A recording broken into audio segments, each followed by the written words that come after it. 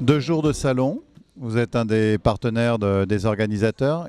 Quel est le regard expert forcément que vous portez sur les échanges, les thématiques et peut-être quelques propos, expériences que vous avez découverts?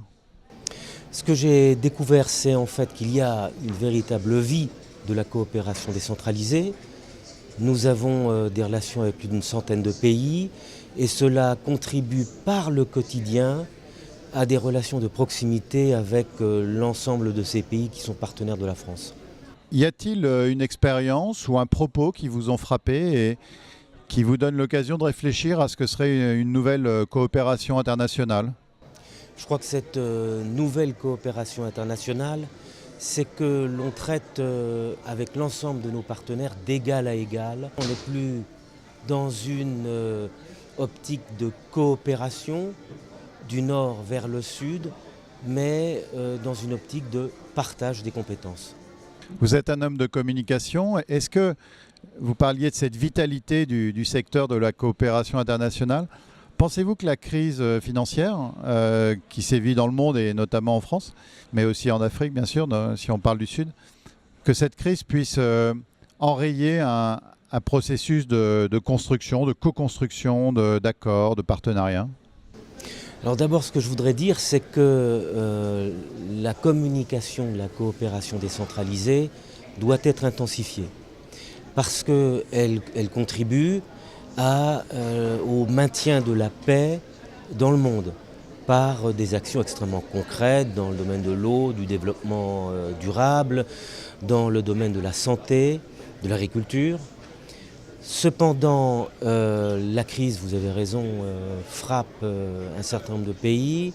Nous-mêmes, nous sommes dans une période de restriction budgétaire.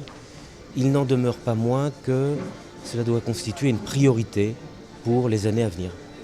Si je vous suggère d'aider un élu local à défendre l'action internationale en direction du Nord, par exemple, qu'il porte, l'action solidaire qu'il défend, ou si je vous suggère d'aider un élu local à s'engager dans ce type de partenariat, quel serait l'argument que vous lui souffleriez afin qu'il trouve grâce aux yeux de ses électeurs et de son opposition?